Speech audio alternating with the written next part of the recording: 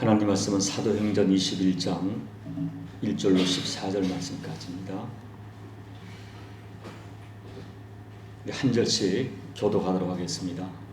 우리가 그들을 작별하고 배를 타고 바로 코스로 가서 이튿날 로도에 이르러 거기서부터 부다라로 가서 베네게로 건너가는 배를 만나서 타고 가다가 구브로를 바라보고 이를 왼편에 두고 수리아로 항해하여 두로에서 상륙하니 거기서 배의 짐을 풀려 하미러라.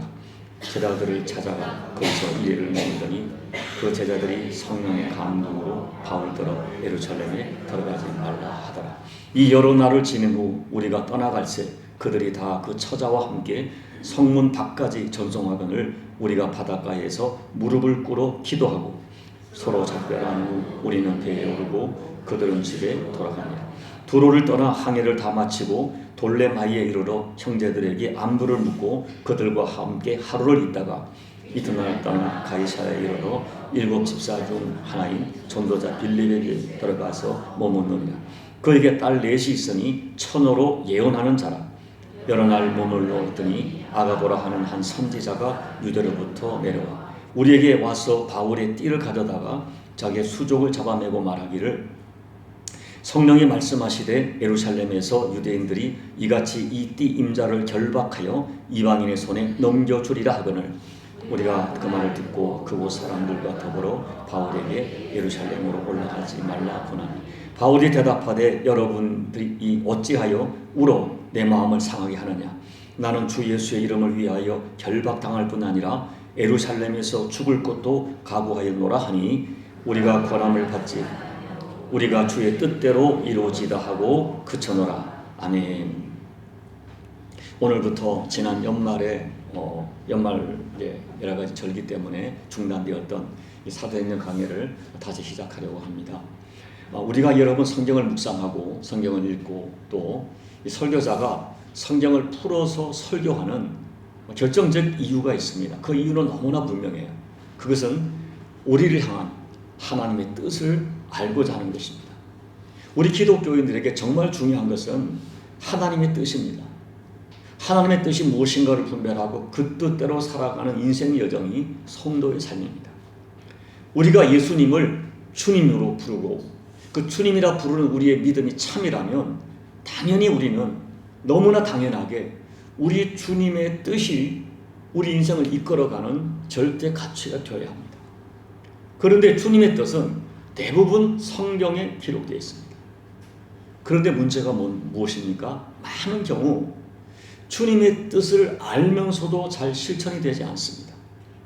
가장 근본적 이유는 여전히 내 자아가 내가 너무 강하게 살아있기 때문입니다. 그리고 주변의 많은 소리들, 그 소리들 때문에 주변의 사람들의 소리 때문에 정작 하나님의 음성이 차단되고 결국 사람의 소리가 우리 인생의 걸음을 전혀 다른 방향으로 몰아가는 그런 어처구니 없는 일이 벌어지는 것입니다. 특별히 나를 반대하고 나를 적대하는 사람들이 아니라 나를 아끼고 나를 사랑하는 사람들의 소리가 내가 가려고 하는 방향과 다를 때 우리는 많은 혼돈을 경험하게 됩니다. 오늘 본문에서 바울은 예루살렘으로 향하여 걸어가는 도중에 이런 도전을 받아 곤란에 빠집니다. 그럼에도 불구하고 결국 예루살렘을 선택하는 바울의 모습을 보면서 우리가 어떻게 신앙생활을 해야 될지 교훈을 받으려고 합니다. 이미 사도행전 20장에서 성령께서는 바울에게 말씀하시기를 각 성에서 바울을 향한 결박과 환난이 기다리고 있음을 이미 말씀하셨습니다. 그럼에도 불구하고 성령께서는 바울에게 예루살렘으로 가야 한다고 하시는 것입니다. 사도행전 20장 22절 24절 같이 읽어보겠습니다. 보라, 이제 나는 성령에 매여 예루살렘으로 가는데 거기서 무슨 일을 당할는지 알지 못하노라. 오직 성령이 각 성에서 내게 증언하여 결박과 환난이 나를 기다린다 하시나 내가 달려갈 길과 주 예수께 받은 사명 곧 하나님의 은혜의 복음을 증언한 일을 마치려 하면은 나의 생명조차 조금도 귀한 것으로 여기지 아니하노라. 여러분, 아멘. 여러분, 바울이 예루살렘으로 가려고 하는 이유는 크게 두 가지였어요. 하나는 당시에 이 팔레스타인 지역에 큰 흉년이 들어서 예루살렘 교회에도 성도들이 엄청난 어려움을 겪고 있다는 소식을 듣고 아시아에 있는 교회들이 그들을 위한 그 구제금을 모금했는데요. 그 구제금, 부조금을 전하는 것이었고, 그러나 가장 본질적 이유는 로마의 복음을 전하고자 하는 바울의 간절한 비전 때문이었습니다. 로마의 복음을 전하고자 하는 것은 바울의 간절한 소망이었습니다. 그래서 성령께서는 바울의 마음을 감동하셨고, 바울은 결박과 환난이 기다리고 있음을 알면서도 예루살렘으로 올라가려고 하는 것입니다. 그러나 바울 주변의 사람들은 달랐습니다. 바울 주변의 사람들은 바울을 너무나 아끼고 사랑하고 존경했습니다. 바울을 향한 그 사랑 때문에 바울이 그 결박과 환난이 분명하게 예상되는 고난의 길을 가는 것을 그들은 지지할 수가 없었습니다. 4절 말씀을 보면 그들도 성령님의 음성을 들었습니다. 그러나 그들이 들은 것은 바울이 가는 예루살렘에 결박과 환난과 고난이 기다리고 있다 하는 것을 들을 것입니다. 그 바울을 가지 말도록 만류하라는 음성을 들은 것은 아니었어요. 바울에게 환난과 결박이 기다리고 있다는 것, 그것까지가 그들이 들은 성령의 음성이었고, 가지 말라고 만류하는 것은 그들의 사랑 때문이었습니다. 이 본문에는 3번의 반대가 기록되어 있습니다. 첫째, 두로의 제자들이 반대합니다. 4절 이하죠. 이 바울은 두로에서 일주일을 머물렀는데, 이 바울은 이 두로에 있는 제자들을 수소문하여 찾은 것으로 해석합니다. 이 4절 말씀에 찾다란 말은 이 수색하여 발견하다 하는 뜻을 가지고 있어요. 그렇기 때문에 바울은 두로 지역에 가서 두로에 예수 믿는 사람들이 있는가 수소문하여 그들을 찾았다는 의미입니다. 두로 지역에 어떻게 복음이 전해지는지는 정확하게 모르지만 우리가 예상 생각하기는 아마 사도행전 7장에서 스데반 집사님의 순교 이후에 사도행전 8장에 올라오면은 예루살렘에 엄청난 박해가 일어납니다. 그때 예루살렘에 있는 모든 기독교인들이, 거의 모든 기독교인들이 아시아와 유럽 지역으로 흩어졌는데 그 성도의 일부가 두로 지역에 정착한 것으로 해석합니다. 그러나 그 숫자가 미미했기 때문에 바울이 적극적으로 찾아서 그들을 만나게 된 것이죠. 그들은 바울과 일주일을 교제했습니다. 그런데 두로의 제자들은 바울이 예루살렘으로 올라가는 것을 적극 만류합니다. 그들은 바울이 예루살렘에 가면 어떤 고난을 당할지를 성령의 감동으로 알게 되었어요. 그들은 바울과 짧은 시간 교제했지만 바울을 진심으로 사랑했고 아끼고 존경했습니다. 그래서 그러한 인간적인 마음으로 바울에게 예루살렘에 가지 말라고 설득하는 것입니다. 여러분, 이 두로의 제자들이 영적인 통찰력이 부족해서 바울을 막았다고 생각하지 않습니다. 그들은 바울이 예루살렘으로 가면 어떤 고난을 당할지에 대한 성령의 음성을 듣고 바울을 너무나 사랑하는 마음으로, 그 마음으로 반대하는 것입니다. 저는 오히려 바울과 두로 제자들의 이 사랑의 교제에 깊은 감동과 도전을 받아요. 그들은 참 겨우 일주일을 만나 짧은 시간 교제했습니다. 그런데 그들이 얼마나 서로를 사랑했는지 5절을 보면 그들은 헤어지기가 안타깝고 바울을 보내기가 마음이 아파서 그들의 아내와 자녀까지 전부 동반해서 마을 밖까지 바울을 전송하고 바닷가에서 무릎을 꿇고 기도하며 끌어안고 작별합니다. 여러분, 그 모습을 한번 그려보세요. 저는 이 사도행전에 나타난 오늘 이 본문뿐 아니라 사도행전 전체에 나타난 이 믿음의 사람들의 교제와 이 만남의 특징을 발견합니다. 잠깐만요.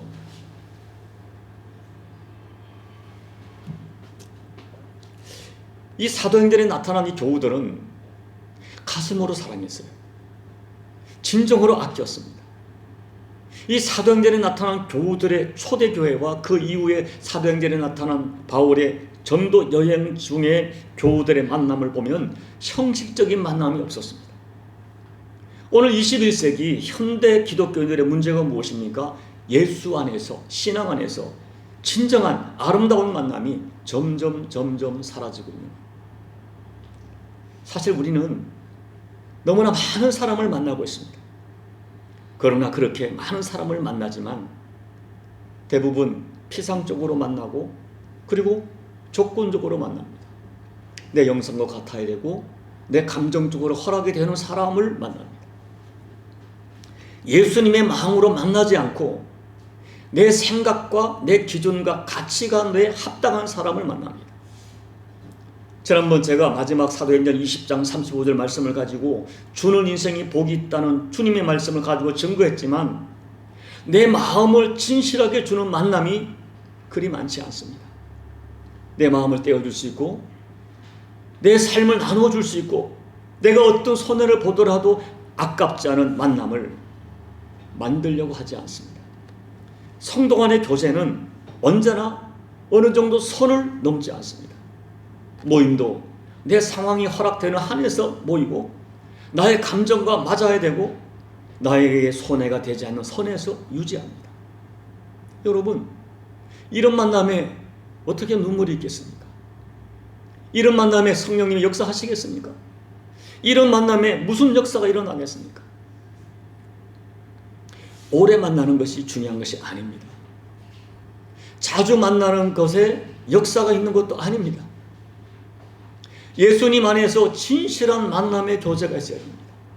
상대방의 기쁨이 정말 내가 기쁨이 될 수 있고 상대방의 아픔이 전진적으로 나의 아픔으로 느껴져서 정말 가슴이 아파서 기도가 되어지고 상대방이 부탁하지 않았는데도 상대방의 필요가 눈에 들어오고 그리고 상대방이 부탁하지 않았는데도 내 삶의 일부를 나눠줄 수 있는 만남, 그런 만남이 우리 가운데 필요한 거예요. 이런 만남에 성령이 역사하는 만남이고 이런 만남에 하나님께서 역사하시는 복된 만남입니다. 여러분, 진실한 교제를 위해서 성경이 말하는 것은 받으려 하는 것이 아니라 나를 기꺼이 희생하는 영성이 되는 것입니다. 이 두로의 제자들은 상대방에게 닥쳐올 아픔이 뻔히 보이기 때문에 반드시 가야 할 길임을 알면서도 가슴이 아파서 만류하고 또 만류하다가 결국은 서로 얼싸안고 눈물로 기도하며 보내주는 마음, 그 마음이 하나님이 기뻐하는 마음이죠.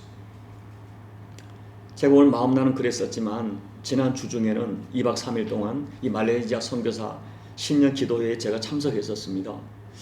이번 선교사 대회는 청주에 있는 한 교회에서 아마 전적으로 후원해서 지금까지 제가 20년 있을 동안에 역대 가장 따뜻하고 풍성한 대회로 치루어졌습니다. 이번 선교사 대회에는 이 보이는 성경으로 전 세계에 복음을 전하는 태국에 있는 김장식 선교사님이 강사로 참석했어요. 이 보이는 성경은 성경 전체의 내용을 우리에게 아주 익숙한 그런 따뜻한 그림과 복음으로 편집을 해서 현재 전 세계에 23개국 언어로 출판된 대단한 사역을 하시는 분이시죠.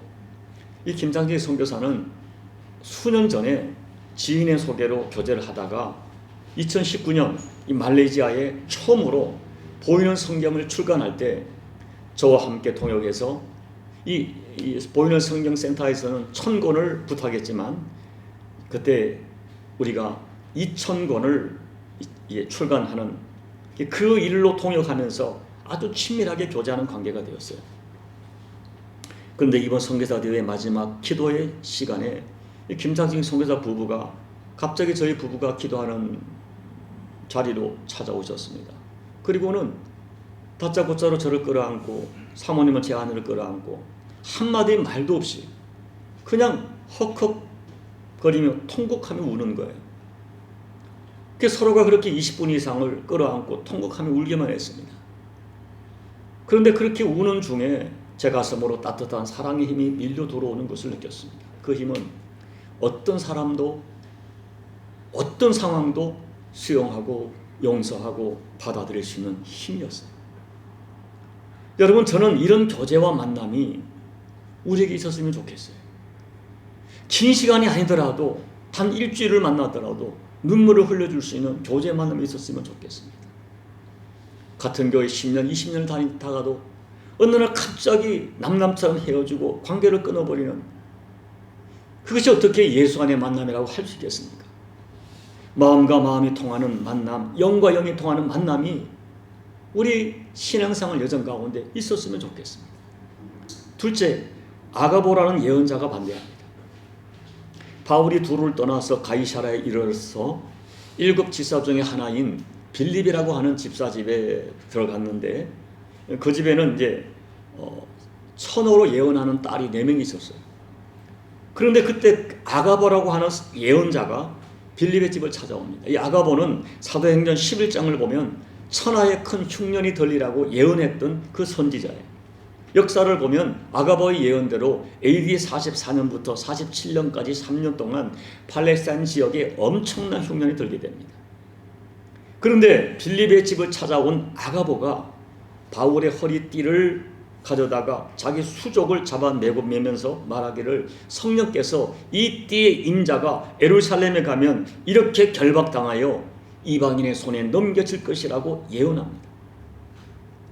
셋째, 바울의 동행자들이 바울의 예루살렘행을 반대합니다. 12절이죠. 12절을 보면 이번에는 우리가 반대합니다. 우리가 누구예요?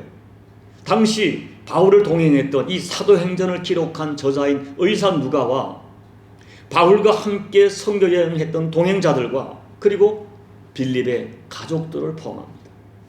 이 사람들은 바울을 가장 가까이서 사랑했던 사람들이에요. 이제는 이 사람들이 울면서 바울의 예루살렘 행을 반대합니다. 이 사람들은 바울을 너무너무 사랑하는 사람들이에요. 그래서 바울이 그들의 만류를 뿌리치기가 힘이 들었어요. 그들이 울면서 반대하니까 바울의 마음이 너무 상했다고 고백합니다. 그렇지만 결국 바울은 결박과 환란이 기다리고 있는 예루살렘으로 올라갑니다. 사랑하는 여러분, 오늘 말씀에서 우리는 하나님의 사람들이 어떤 결정을 할 때 어떤 기준으로 결정을 해야 되는가 하는, 반드시 점검해야 할 것이 무엇인지를 가르쳐 줍니다. 사랑하는 사람들의 조언과 반대에도 불구하고 또 그곳에 가면은 나를 환영하고 영접하는 것이 아니라 엄청난 고난과 결박이 기다리고 있음을 알면서도 예루살렘으로 올라가는 이 바울을 통하여 예수 믿는 우리들이, 정말 예수님을 주님을 성해 우리들이 우리 인생의 어떤 중요한 결정을 할 때 무엇을 보고 결정을 해야 되는가, 어떤 기준으로 결정을 해야 되는지 하는 영적 교훈을 나누고 싶습니다. 첫째, 어떤 상황에서든지 우리는 하나님 원하시는 바른 길을 선택해야 됩니다. 오늘 말씀에서 바울을 통하여 배우는 교훈은, 바울은 평생 쉬운 길, 자기에게 유익이 되는 길, 그리고 폼나는 길을 선택한 것이 아니라 항상 바른 길을 선택했다는 거예요. 여러분, 제 말은 쉬운 길이 잘못된 길이란 뜻이 아닙니다. 어렵고 험난한 길이 반드시 바른 길이란 그런 의미도 아닙니다. 쉽든 어렵든 우리가 중요하게 생각해야 할 선택의 기준은 이 길이 하나님 인정하시고 하나님이 기뻐하는 바른 길이냐, 이것이 우리 선택의 기준이 되어야 되는 거예요. 여러분, 오늘 많은 성도들이 함정에 빠지기 쉬운 것이 이것입니다. 솔직히 우리는 어떤 길을 결정할 때 우리의 믿음 따로 선택 따로입니다. 우리가 그렇게 예수를 주님으로 섬기지만 주님의 뜻이 중요한 것이 아니라 이 길이 나에게 쉬운 길이냐, 어려운 길이냐, 나에게 유익이 되는 길이냐, 그리고 내 감정적으로 허락이 되는 길이냐, 나에게 동조하는 가까운 사람들의 소리, 그것을 기준으로 따르는 거예요. 그렇지만 바울은 평생 그가 선택하는 길이 이 하나님 원하시는 길이냐, 하나님이 보시기에 바른 길이냐, 이것을 가장 정직하게 질문했어요. 자, 갈라디아서 1장 10절 같이 읽어볼까요? 시작. 이제 내가 사람들에게 좋게 하랴, 하나님께 좋게 하랴, 사람들에게 기쁨을 구하랴. 내가 지금까지 사람들에게 기쁨을 구하였다면 그리스도의 종이 아니니라. 이 원칙, 나는 그리스도의 종이다. 종이기 때문에 주인된 그분의 뜻이 가장 중요하게 살았어요. 그래서 항상 하나님의 뜻을 선택하며 살았어요. 자신의 형편, 자기의 유익, 내 감정, 이걸 따로 선택하지 않고 하나님 앞에서 바른 길을 항상 선택했어요. 바른 길을 걸어갈 때만이 주님을 기쁘시게 할 수 있다는 것을 믿었기에 바울은 두려워하지 않았습니다. 저는 먼저 저와 여러분들이 하나님 앞에 바른 길이 무엇인가를 분별할 수 있는 통찰력이 있기를 소망합니다. 그리고 내가 선택한 이 길이 하나님의 기뻐하는 바른 길이라는 확신이 있다면 누가 뭐라 해도, 누가 반대해도, 심지어 사람들이 조롱을 해도 그 길을 선택하며 갈 수 있는 결단이 있기를 소망합니다. 내가 가는 이 길이, 내가 선택한 길이 얼마나 나에게 유익이 되느냐, 나에게 손해가 되느냐, 그 기준으로 결정하지 말기를 부탁을 드립니다. 내가 가는 이 길이 얼마나 내 감정이 동의하고 나를 가까이 하는 주변 사람들이 인정하느냐, 그것을 따라 내 길을 결정하지 말고 과연 이 길이 하나님께서 동의하시는 바른 길이냐 아니냐가 우리 인생을 선택하는 절대적 이유가 되어야 해요. 교회도 마찬가지예요. 어떤 일을 결정할 때 사실 여러분, 교회는 민주주의가 아닙니다. 교회는 신주주의라고 불러요. 신본주의, 하나님의 뜻입니다. 민주주의는 인본주의입니다. 결국 물론 민주주의와 신본주의가 같이 가면 좋겠지만 여러분, 교회는 민주주의가 아니다. 신주주의다. 이 진리를 잊어서는 안 돼요. 교회가 어떤 일을 결정할 때도 우리 모두의 유익을 따라 결정하는 것이 아니라 하나님 보시기에 바른 선택을 해야 됩니다. 둘째, 기도로 준비하면 결정해야 합니다. 21장 5절을 보면 이 여러 날을 지낸 후 우리가 떠나갈새 그들이 다 그 처자와 함께 성문 밖까지 전송하거늘 우리가 바닷가에서 무릎을 꿇고 기도하고. 바울이 가는 길이 바른 길이지만 그 길은 바른 길인데도 어려운 길이에요. 결박이 있고 환난이 있어요. 그래서 인간적인 마음으로 반대를 했습니다. 그때 그들이 선택한 것이 기도였어요. 4절을 보면 제자들이 바울이 예루살렘 올라가는 것을 반대합니다. 그리고 5절에서 여러 날을 지냈다고 했어요. 반대하고 여러 날을 지냈어요. 그 여러 날 동안 함께 기도했을 것으로 해석합니다. 그리고 결국은 바닷가에서 무릎을 꿇고 기도하며 떠나버립니다. 여러분, 이 바닷가에서 기도하는 모습은 당시에 흔한 모습이 아니었어요. 정말 서로를 마지막 하는 길을 인간적으로 만류했지만은 주님의 길이기에 가겠다고 하는 그 바울을 보내드리는 그들이 너무 안타까운 마음에 그의 길 속에 주님이 함께하기를 소망하는 마음으로 무릎을 꿇고 함께 기도한 이 모습이 얼마나 아름다운지요. 여러분, 사실 우리가 이 땅을 살면서 순간순간 많은 선택을 해야 합니다. 그런데 어떤 길은 바울에게처럼 감정적으로나 현실적으로 많은 어려움과 고난이 예상되는 길이 분명히 있습니다. 그러나 그 길이 바른 길인 것을 알기 때문에 피할 수 없고 선택해야 할 때가 있습니다. 그런데 그와 같은 어려운 길을 결정할 때 가장 최고의 준비는 기도입니다. 하나님의 일은 쉽게 이루어지지 않습니다. 내가 바른 길을 걸어갈 때에는 공중에 곤대 잡은 마귀가 반드시 방해하고 도전합니다. 그래서 바른 길을 가는데도 반대가 있고 방해가 있고 수치가 있고 바른 길을 가는데 사람들이 동의하지 않습니다. 그리고 바른 길인데도 하나님이 축복하는 것이 아니라 고난이 있을 수가 있어요. 그래서 우리는 기도로 준비해야 돼요. 기도로 이겨내야 돼요. 내가 바른 길을 걸어가야 하는 이 일 속에 주변 사람들이 동의하지 않고 어려움이 있기 때문에 새벽에 나와 기도하고 정말 필요할 때는 밤을 새고 기도해야 됩니다. 기도를 엎드리면 하나님이 지혜를 주시고 기도를 엎드리면 세상이 줄 수 없는 평강을 주셔서 그 길을 걸어갈 수 있게 하십니다. 그리고 여러분, 하나님의 일을 하는 사람, 먼 길 떠나는 사람, 그 무거운 십자가를 지고 가는 사람을 향한 최고의 사랑과 선물은 기도입니다. 오늘 본문의 말씀처럼 기도로 위로하고 기도로 격려하시고 우리가 어느 곳을 가든지 기도로 바로 서 있으면 하나님이 반드시 함께 하십니다. 그러므로 어떤 일을 결정할 때 최고의 준비는 정직한 기도예요. 제가 정직하다는 말을 쓰는 이유는 우리의 많은 기도가 사실은 자기 감정적으로 정해놓고 기도하기 때문에 응답이 되지 않는 거예요. 그건 정직한 기도가 아닙니다. 다 내려놓고 하나님 앞에 정직한 기도를 할 때 하나님이 지혜를 주시고 감당할 힘을 주실 것입니다.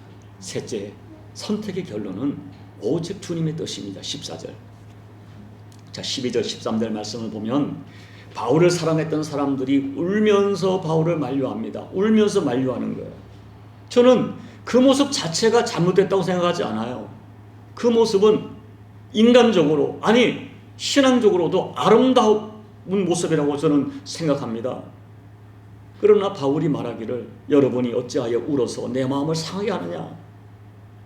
나는 주 예수를 위하여 결박당할 뿐 아니라 예루살렘에서 죽을 것도 각오하였노라고 단호하게 자기의 의지를 밝힙니다.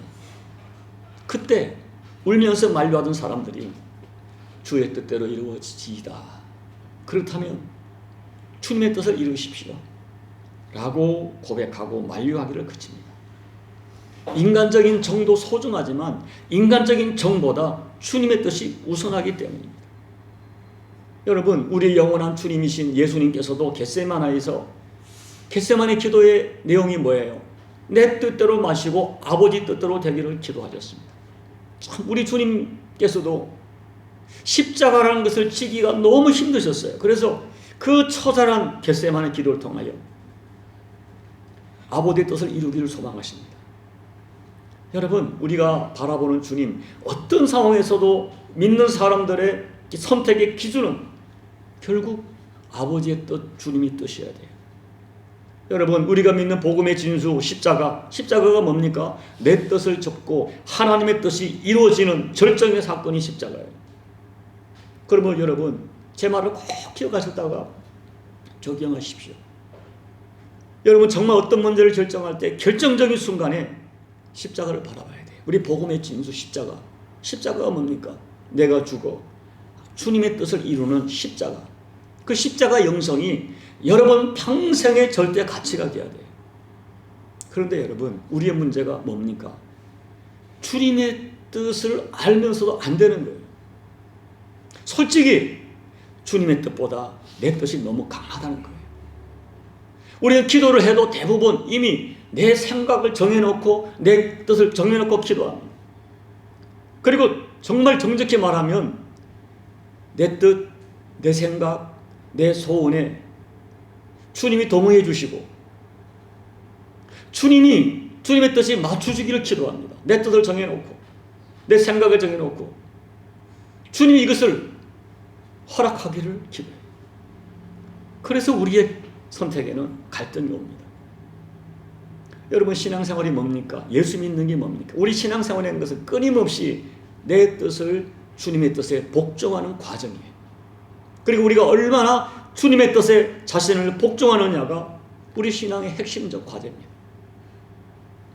여러분, 그리고 여러분에게 꼭 말씀드리고 싶은 것이 하나 있는데요. 어떤 때는 정말 주님의 뜻을 모를 때가 있어요. 오래 기도해도 해답이 나오지 않을 때가 있어요. 그래서 저에게 조언을 구하는 분이 계세요. 그때 제가 이런 말씀을 드립니다. 어떤 것을 주님이 기뻐하실지, 무엇이 주님의 뜻인지 고민하며 기도하는 그 자체가 이미 하나님께 기쁨이 됩니다.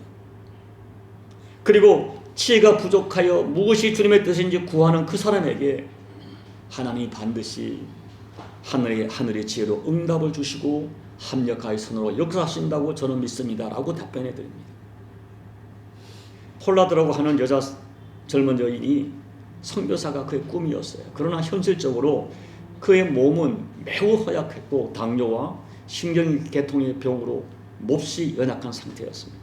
그래서 그는 선교사에 대한 마음의 소원이 너무 강력한데 몸은 아프고 환경을 허락하지 않고, 그래서 주님께 죄송하고 때로는 자기 자신을 스스로 자책하는 그런 마음으로 신앙생활을 하고 있었어요. 그런데 어느 날 교회 기도 모임에 참석했는데 옆에서 기도하시는 어느 할머니의 기도 소리를 듣게 되었습니다.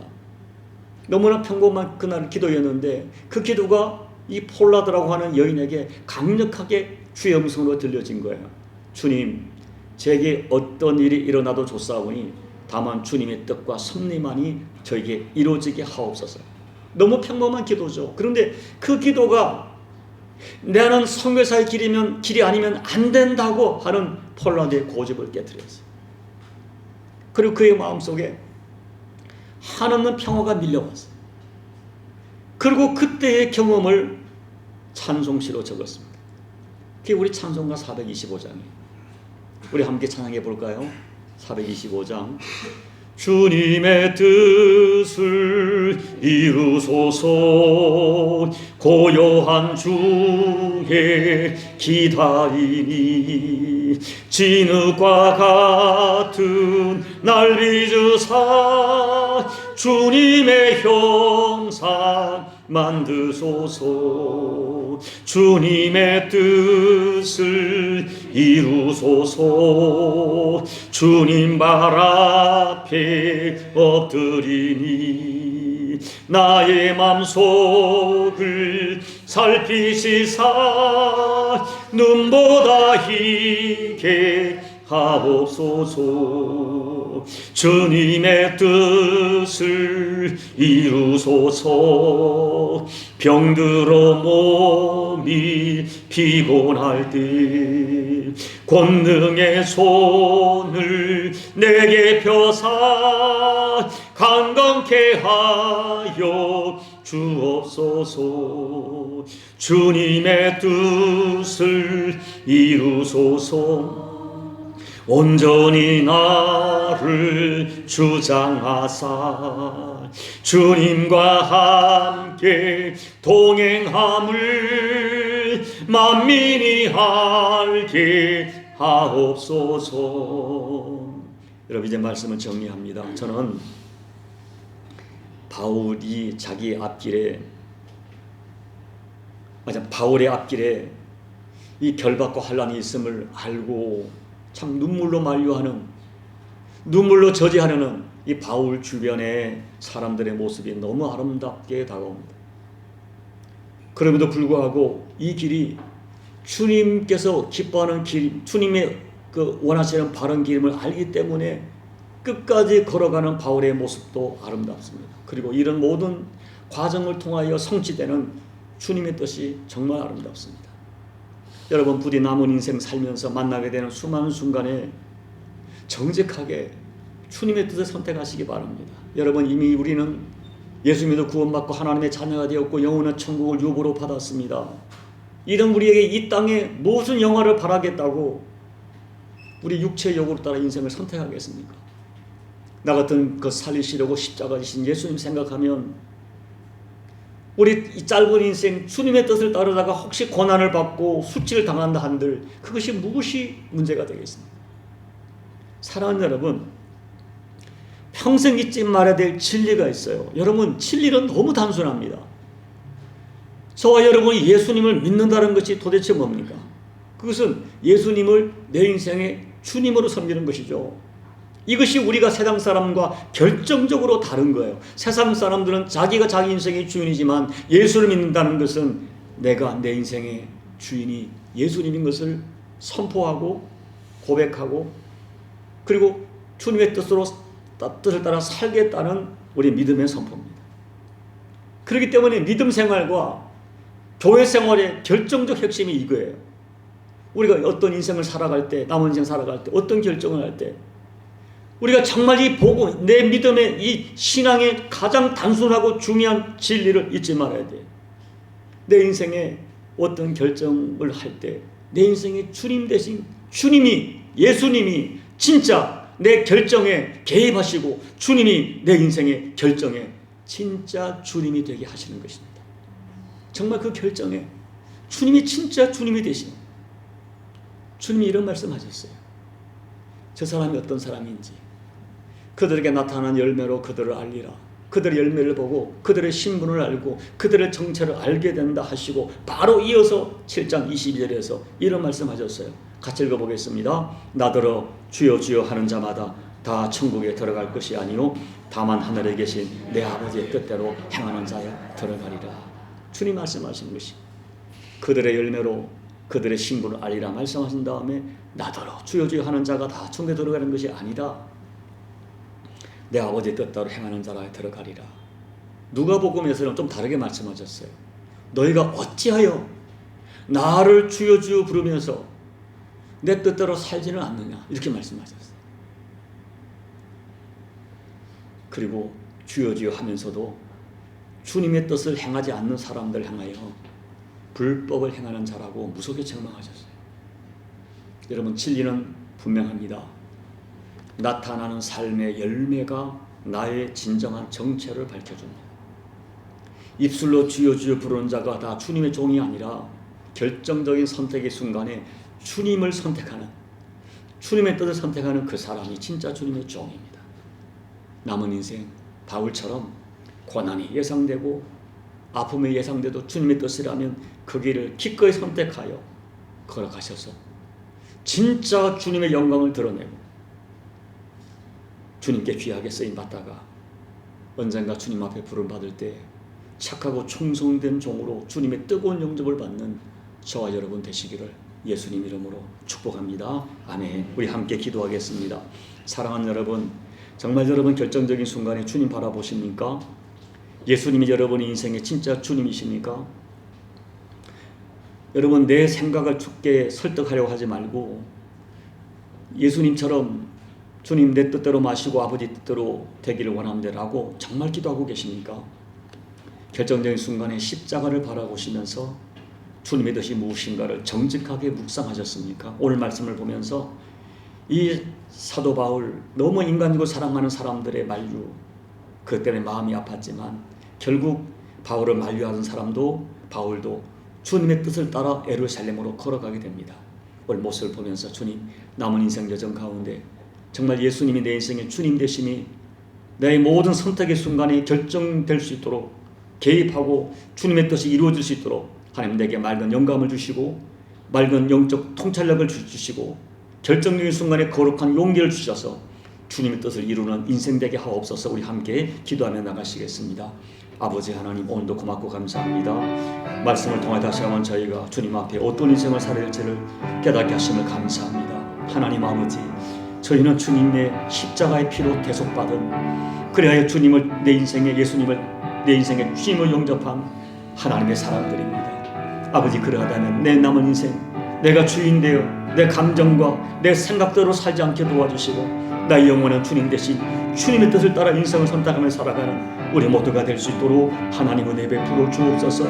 믿음을 주시고 맑은 지혜를 주시고 아버지, 결정적인 순간에 주님을 선택할 수 있는 용기를 주셔서 바울처럼 믿음의 여정을 많은 결박과 환난이 기다림을 알면서도 걸어갈 수 있는 우리 모두가 되어서 남은 인생 주님 영광 드러낼 수 있도록 도와주옵소서.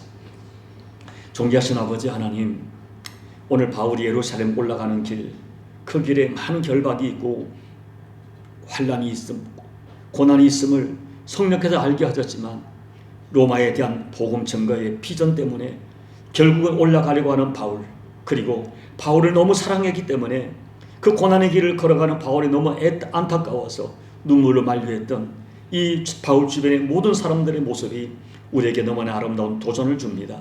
그럼에도 불구하고 결국은 그 길을 선택하며 올라가는 바울을 보면서 우리 인생 여정 가운데 어떤 선택의 순간에 우리가 어떤 기준으로 어떤 믿음으로 선택해야 될지를 깨닫고 교훈받고 그리고 결단하는 저희가 될 수 있도록 도와주옵소서. 아버지 하나님, 정말 남은 인생, 내 인생의 주인 되신 예수님이 내 인생에 구체적으로 개입하시고 구체적으로 주인됨을 인정해드리고 예수님의 뜻을 높여드리다가 우리 인생이 주님께는 영광이요 우리에게는 한없는 진정한 충성된 종의 길을 기꺼이 걸어가는 우리 모두가 될 수 있도록 도와주시고 이런 일을 감당할 수 있도록 순간순간 맑고 깨끗한 지혜를 주시고 그 결단을 선택할 수 있는 용기를 더해 주시옵소서. 예수님 이름으로 감사하며 기도하옵나이다. 아멘.